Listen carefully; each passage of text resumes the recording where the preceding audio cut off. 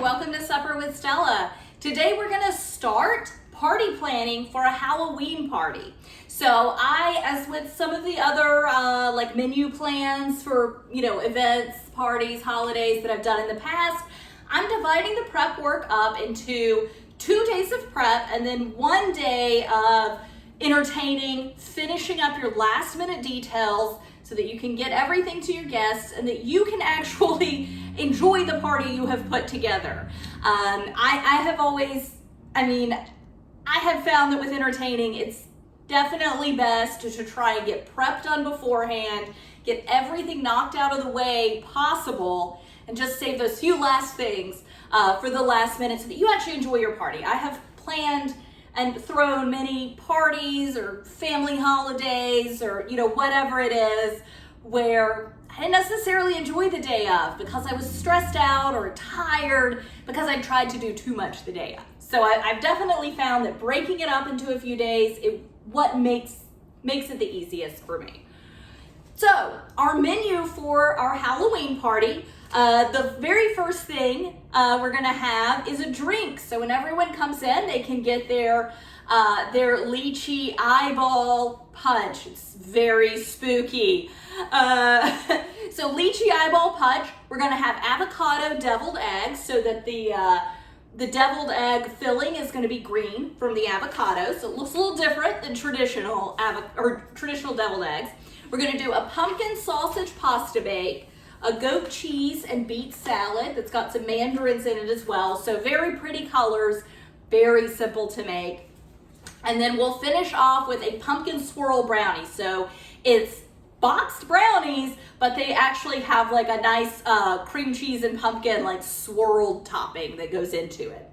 So, as I said, 2 days of prep, 1 day of finishing things up. So this is day 1 of prep. So we are gonna get started on our eggs. We will not get them finished until the last day, but we will start on our eggs today. We are gonna get our pumpkin sausage pasta bake almost finished. The only thing left that you'll have to do to this is just get it in the oven on the day of. So really knocking it out. And we're gonna make our lychee eyeball punch. So we'll make the punch and we'll make the eyeballs separately and you can kind of combine them the day of, just depending on how you'll serve it, but we'll get into that. Want to get started. Oh, and actually, let me go ahead and talk about day 2. So I've got all my notes here, that's why I keep referring to my recipes. So day 2 is just making the brownies and making the vinaigrette for the salad. So day 2 is very simple. So if you only have time for 1 day of prep, you could combine them, okay? They're easily combined, but I left day 2 as kind of an easy day because it also gives you the chance to make sure that your house is cleaned.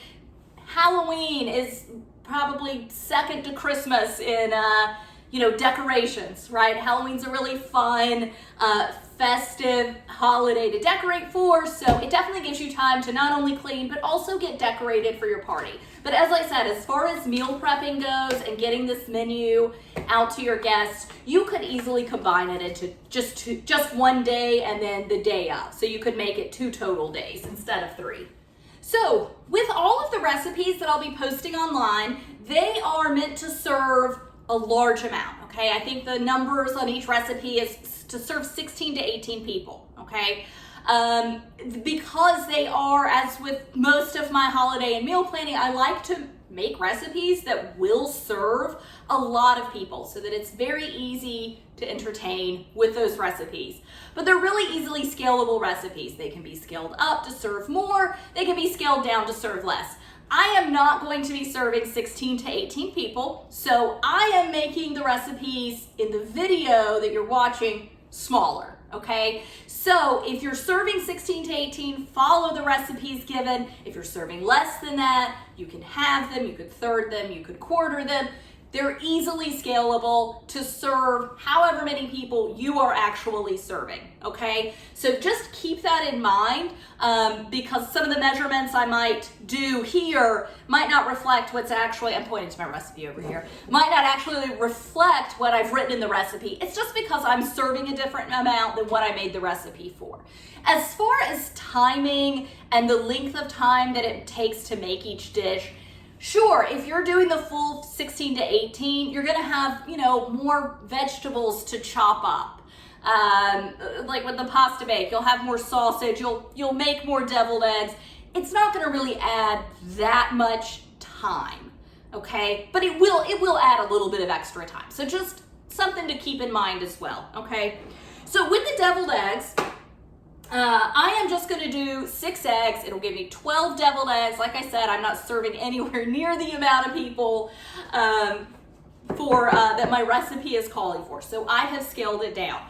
But whether I were boiling 30 eggs or 6 eggs, I do it the same way, okay? I put them in a pot of cold water, turn the stove on, let it come to a boil, and then once it's boiling, I turn the eye off, I slide the pot off, and I time it for 10 minutes. And that gives me the consistency of that yolk that I like, okay? It's not quite, it's like a medium boil for that.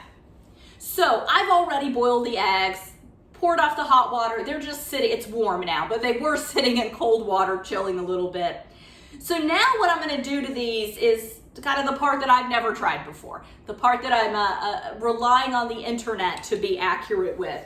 I am gonna use some food coloring. I'm gonna dye, I've got water is in this little container. I'm gonna dye my water, hopefully purple. I'm gonna crack the eggs and put them in here, and fingers crossed, it leaves like kind of a purple veining on the egg whites. Like I said, I haven't done this before, but I've seen it done on the internet. I've seen it done on many, many Pinterest videos, and it looks pretty cool, so I'm gonna give it a shot. If it doesn't work, we might just have some funky colored egg. Generally, when you're throwing a party, you wanna go with a recipe you've tried before, but sometimes I don't really care, so. I know everyone who will be here very well, so they'll understand. It'll depend on the brand and like the types of red and blue. Like these are bold red and blue. Of course it comes in pastels. There's just the traditional ones. So just kind of play around it till you get the color you want. So what I'm gonna do is I'm just gonna crack these. And I want like fairly deep cracks so that the coloring is really able to penetrate between the cracks.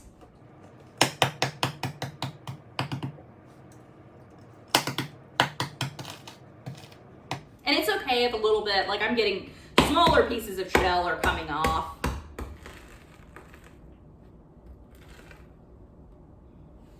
Which is fine.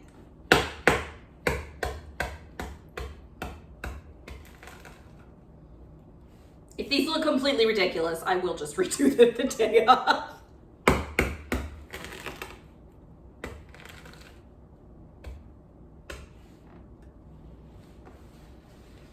Okay, so I'm just gonna get the lid on these, get them refrigerated, and I'm gonna leave them in here until the day that we make our filling. And because our filling is gonna be green, it's got avocado in it, I am gonna wait until the morning of the party, mid-morning of the party, to make the deviled part, to make the filling. And at that point, I'll take these out and we'll just kind of see what they look like. As I said, I might be boiling up some last minute ones. We'll see. Or I might just go with it. Who knows? We'll see what happens. But yeah, so again, because of the avocado and I don't want it to turn brown, even though I am using a fair amount of lime juice, I always kind of play it safe with avocado and wait as long as I can before I make it. So we're done with deviled eggs for today. We'll pick this up in 2 days. Gonna get started on the punch part of the lychee eyeball punch.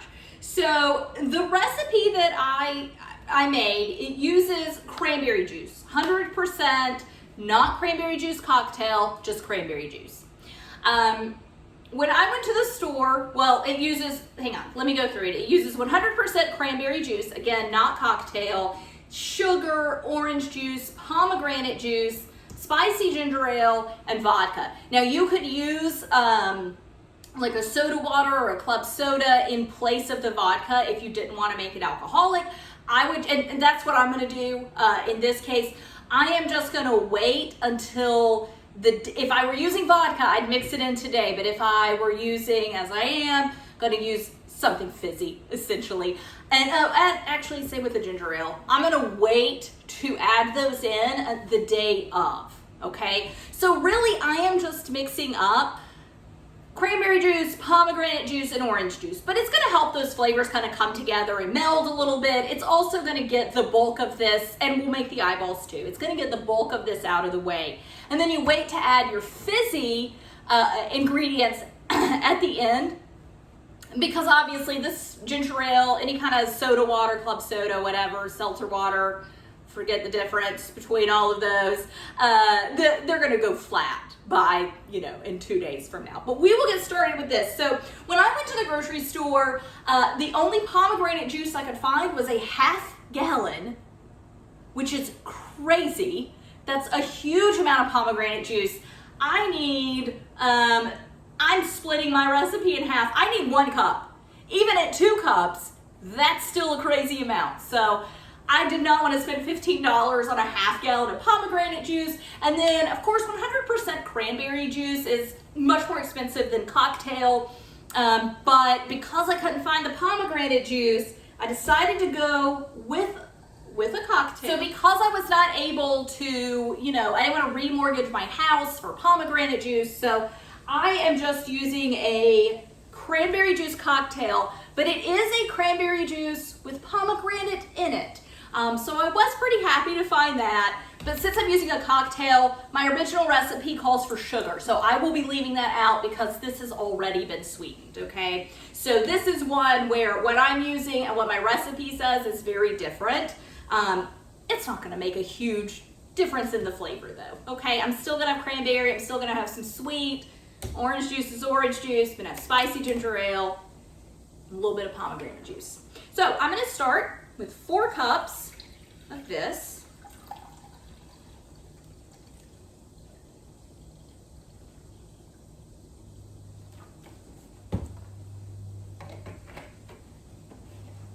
So 1 quart, and again, I'm having the recipe, okay?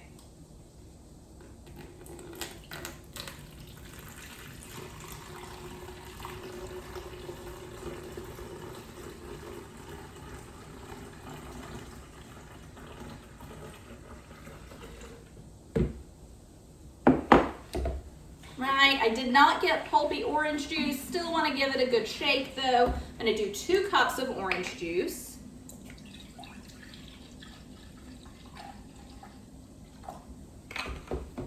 And whether you're doing cocktails or not, so whether you end up putting vodka in this or not, anytime I'm doing a party, and I won't be serving it in this is just what I'm storing it in. I'll do one of those little like gallon or ½ gallon decanter or dispensers, but they're a little tall for my refrigerator. I'd have to rearrange all my shelves, so I'm just doing this. Anyway, I always suggest doing a punch instead of like made to order cocktails. Those can be really time consuming unless that's just something you really enjoy. That can be really, really time consuming. So I've got my cranberry juice, my pomegranate juice, and my orange juice in here. I will later add the spicy, and you do want to do spicy, the spicy ginger ale, and as I said, if I were doing vodka, I'd add it right now. I'm gonna do like a sparkling water, seltzer, something. So I will add it the day of. So this can go in the refrigerator. I'm not even gonna stir this together. Got plenty of room. Give it a little swirl. Don't dirty up a spoon for that. And we'll meet right back here and start making the lychee eyeballs. All right, lychee eyeballs. So it is basically a blueberry stuffed into a lychee fruit. So this is a lychee. I've seen them fresh. I have never worked with them fresh before. They're canned, okay? And it's just this little like white fruit, but it's hollow in the center in the way that like a raspberry is hollow in the center. So I don't honestly know if that's where the seed grows or not. I'm really not familiar with anything other than canned lychees. Again, I've seen them in the grocery store, but I've never attempted fresh ones. They have kind of a weird taste and smell. They're very perfumey. It's not a bad flavor. I don't want you to think that, but it's very unusual. They usually, the canned ones, the ones I have seen, they're in syrup as opposed to like just in water. So if you want to add a little, if you really like lychee and you want to add a little bit of that syrup to your punch, by all means, do it. There's a lot of recipes out there for like drinks with lychee juice in it. We did like a lychee martini once on Christmas Eve. It was very fun, but it is a little bit of an odd flavor, so I didn't want to make an entire batch of punch with lychee in it. So these are just going to, so for me, I'm gonna set, as I said before, I'll be serving this in a dispenser. So I will just have a little bowl of my eyeballs that people can use as garnish. I might put a couple in the dispenser. If I were serving this in a punch bowl, like with a ladle, I would put all of them in there and they'd kind of float and bob like eyeballs. But I'm using a dispenser, generally a little less messy. So again, I will just have a little bowl of these to the side. But really what you're gonna do, take your lychee, grab a blueberry that will fit.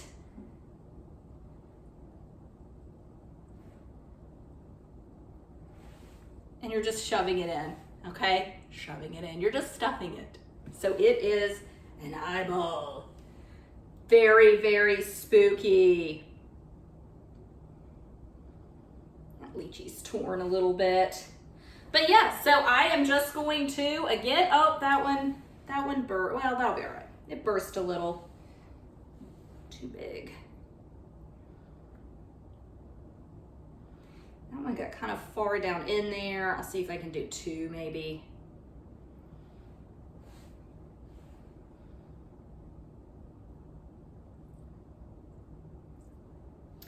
But yeah.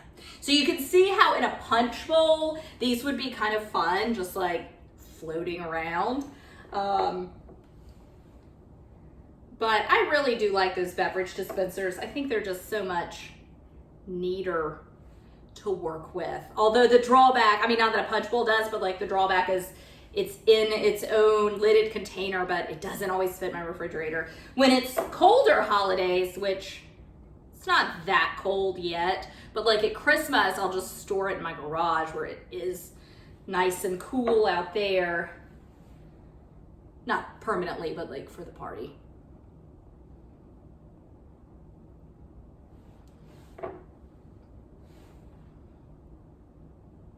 And my recipe calls for 1 20-ounce can of peeled and pitted lychees, drained, okay, which is what this is. I didn't really have the use for the rest of the lychees, so I am just using them all up here. So we will have extra lychee eyeballs. If you want more than that, you of course, you add as many or as few lychee eyeballs as you want to your punch.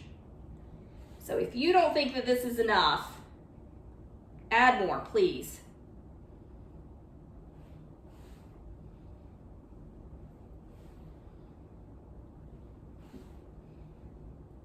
Okay, last one. Oh, I kind of tore it, shoot. So there is a dish full of eyeballs. All right, so I'm gonna rinse my hands and we will get started on the pasta bake.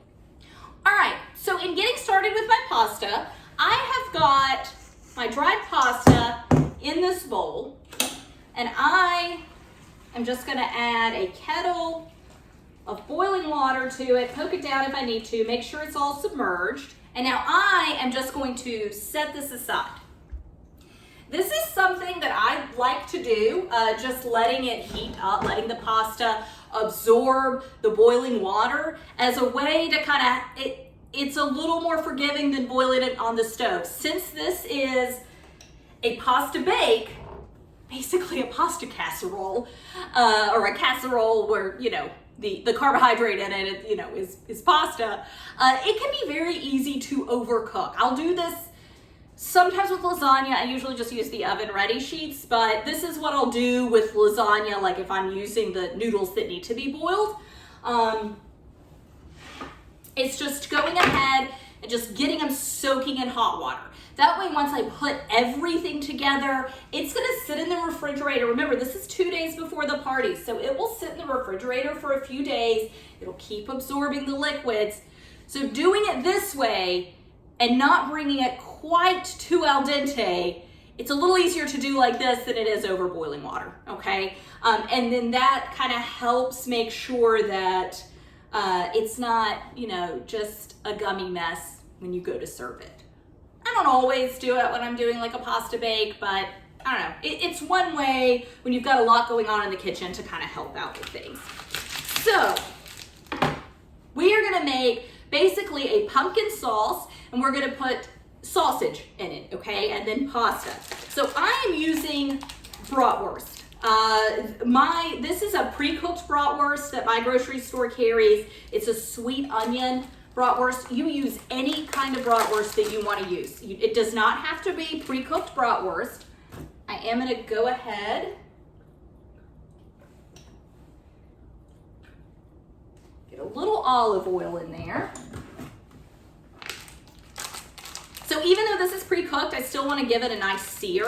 Like I've said, do not feel like you have to use pre-cooked bratwurst. You could just use standard bratwurst. You put in a hot dog. I put this in a hot dog all the time. You use whatever flavor that you want, okay? And you are just gonna cut these. Those are too wide. We are just gonna cut these into bite-sized pieces. And they do have a little lining on them. It is not something that I need to remove though.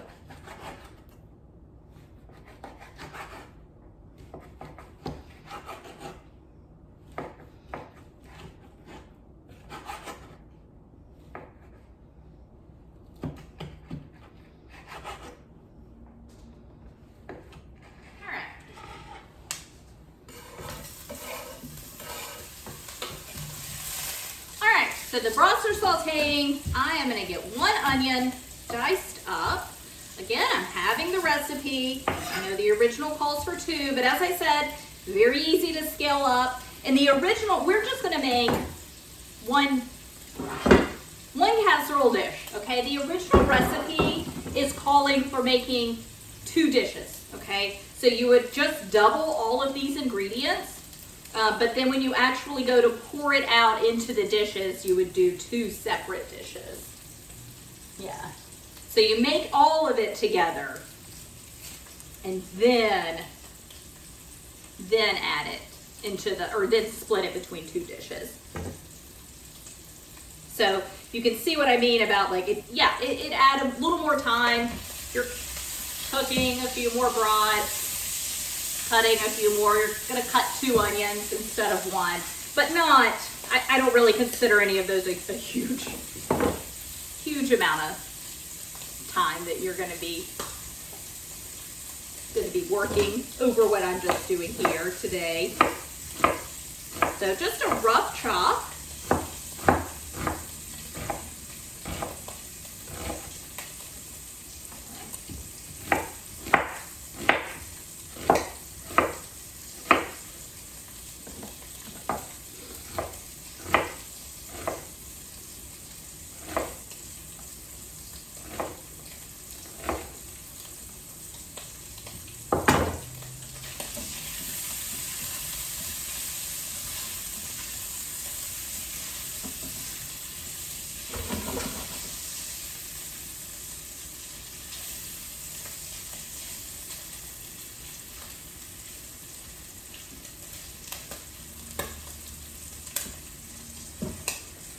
And then a few cloves of garlic. What does it say for me? 4 cloves of garlic. These are pretty big cloves, so I'll see.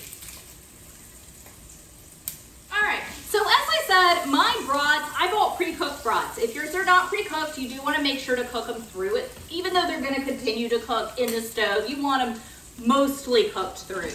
I just want to get a good sear on them to just help add flavor to my pan. Poured a little too much oil out in there.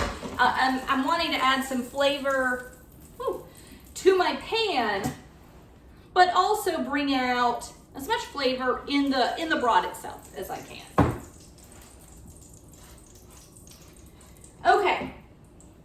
So now I want to get this onion in.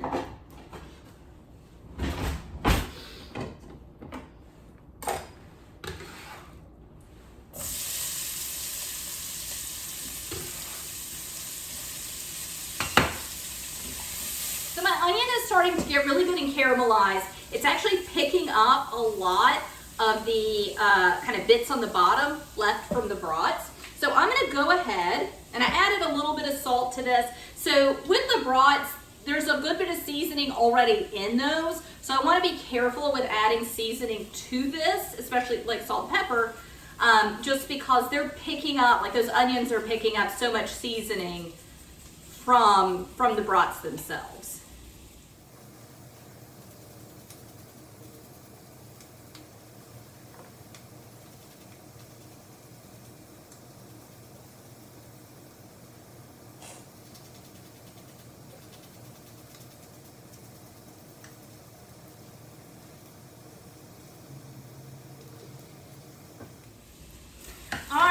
I'm going to give this a stir, and since I grated this garlic in, it's going to cook really quickly, and you don't want it to burn. Grating a garlic is something I really enjoy doing, especially if it's something kind of saucy, because the garlic almost like really breaks down into the sauce, but it will cook super quick, meaning it will also burn super quickly. So, gotta be careful with it.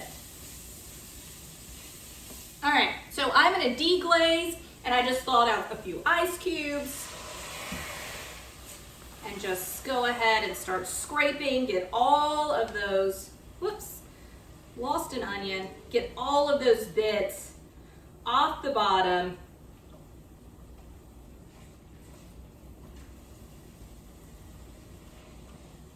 And I'm gonna go ahead and get my brats added back in, scrape all the juices off the plate. Came off of them. It's all very flavorful. Just get it all mixed in, and then once it no longer smells of alcohol, I'm gonna start building the rest of my sauce. Okay, so I no longer smell alcohol over this.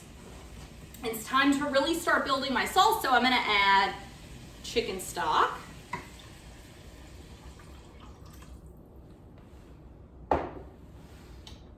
Cream.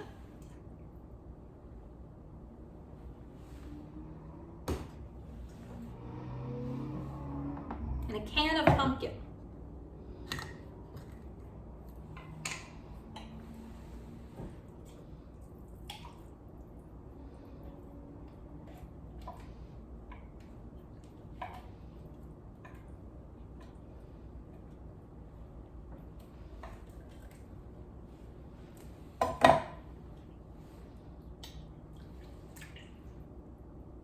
Careful.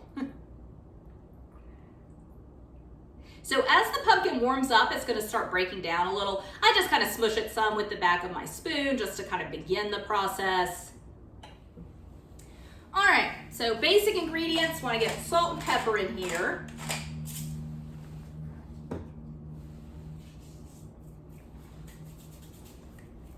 And then I am going to do a teaspoon of pumpkin pie spice.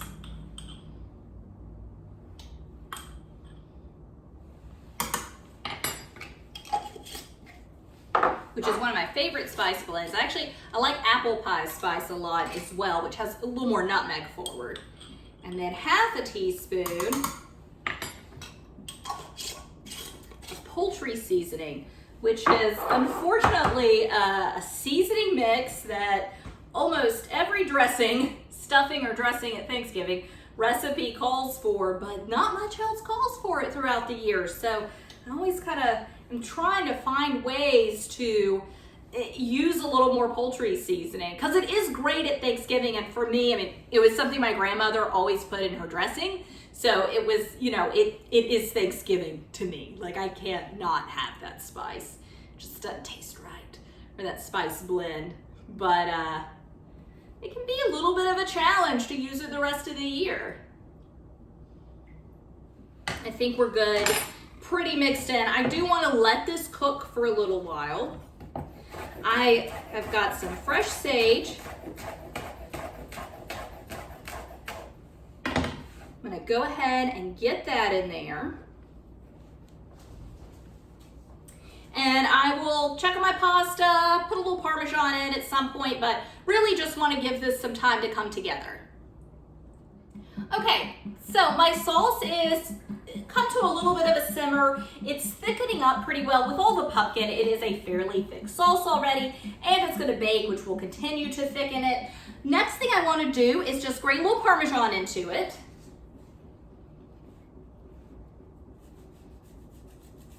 Not a whole ton, but you definitely want a little bit of Parmesan.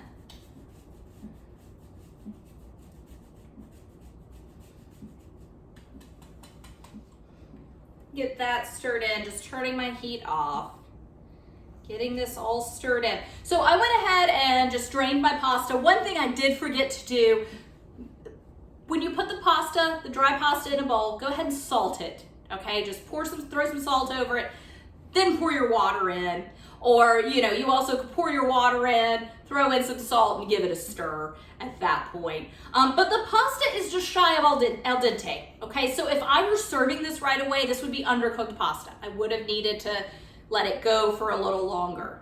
But as you can see, this was just a very easy method for getting pasta cooked while making my sauce and not juggling between, you're juggling, yes, between a bowl and the pot, but it's not quite the same as boiling water on the stove. I also, generally when I'm party planning, I oftentimes will run out of enough cookware, so it was kind of a way to use a bowl, which I have plenty of. But again, it's just a little bit more forgiving. Not the way I want to cook pasta all the time, but because this is going to be suspended in a sauce, put in a casserole dish, stored in the refrigerator for a few days before I even cook it off, I want to kind of preserve the integrity of the pasta. All right, so I am going to pour this into the bowl. Normally I put my pasta, there's no way that this amount of pasta is going to fit into this dish. So unless you're using like a stock pot to make this, you would probably want to use the bowl method as well.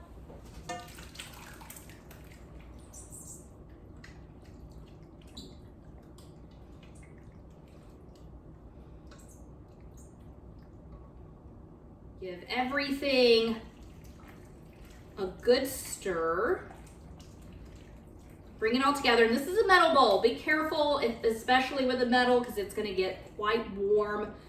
There's no handle on it, so it's gonna be fun to pour up. Glass bowls get hot too. All right, so now I just wanna get this into my casserole dish, let it come to room temp, and then I'll cover it and put it in the refrigerator. So while I am doing this, I'm gonna go ahead and start making my toppings. So just over low heat, I'm heating up some butter, and I'm gonna toast some panko breadcrumbs in it. So let me get this done.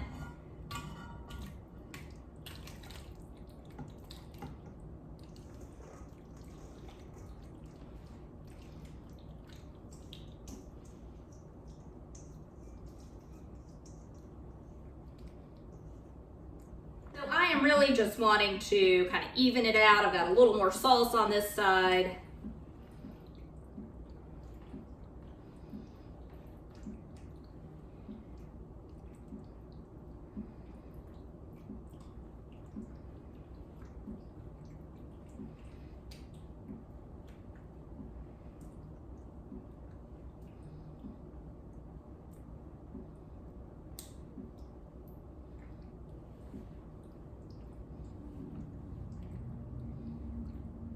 Okay, there we go.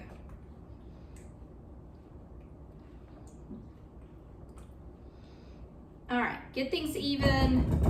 And then I want to wipe this little edge off. Being in casseroles, this is the dish, of course, that I will be serving it in. So you want to kind of clean up the edges as much as you can. Got a few bits of pasta. I already put my spatula in the dishwasher. A few bits of pasta that are sticking up a little too high. So you want to, I mean, you're not going to be able to submerge everything, But you do want to get, you don't want any noodles just sticking straight up into the air. Okay, set this aside. So that is done for now. As I said, I'm gonna put some tinfoil on it once it cools down, and then I'll pop it in the refrigerator. The breadcrumbs will be the topping for it.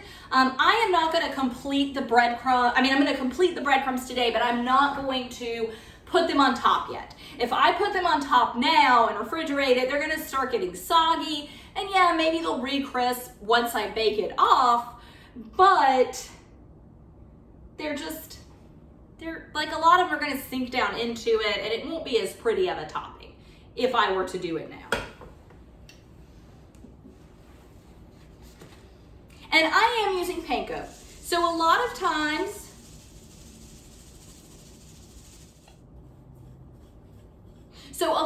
I will use homemade breadcrumbs, and honestly, sometimes my homemade breadcrumbs are prettier than the panko breadcrumbs, than any store-bought breadcrumb. But right now, the ones that I have, like, they're not that pretty. So I do want to use the panko just because it's a nice texture, but it's also a little more attractive, right? I'm entertaining. This isn't just, Thursday night casserole. It's easy enough to be Thursday night casserole, and it's a fantastic dish to have in the fall, but I am using it for entertaining, so I really want my topping to be as pretty as it can. And if you can remember, which I often don't, but if you can remember to sprinkle the top with a little bit of fresh chopped sage, remember we've got fresh sage in it, but if you can remember to sprinkle the top with it, it's gonna be even that much prettier. So I am just gonna get some things cleaned up and get my breadcrumbs toasted, and that is honestly it for the day. So I'll meet you back here when these are toasted, and we'll kind of go over tomorrow. All right, so my breadcrumbs are toasted. I'm just gonna put them on a little plate so that they kind of spread out to cool off, because they're covered in butter, so they are gonna wanna keep cooking for a little bit, even after they're out of the pan.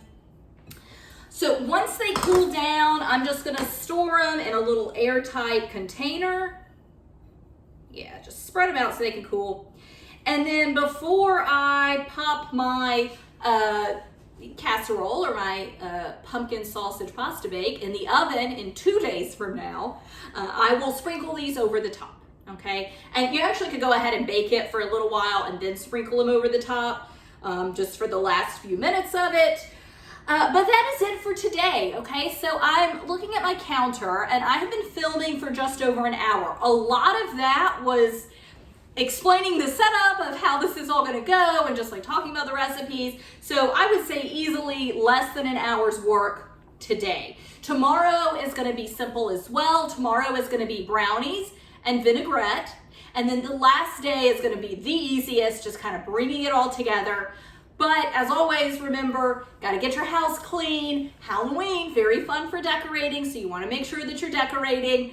But this is just a very simple way to entertain. So thank you for joining me today, and I will see you back here tomorrow for our second day of prep. Bye.